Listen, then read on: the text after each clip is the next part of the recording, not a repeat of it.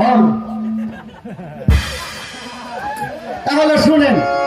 এই যে আমাদের গ্রামগঞ্জে আছেন, আমাদের গ্রামগঞ্জে জি এক ধরনের লোক হাঁটে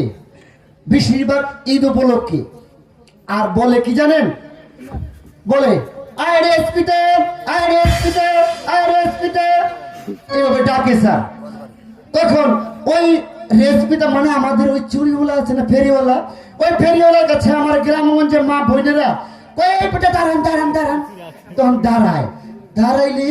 পরে সুন্দর সুন্দর করে 2-3 মুঠ চুরি বাছে বাছে, পরে গোছার পরে এই হাতে দেয়, আর যায় না। পরে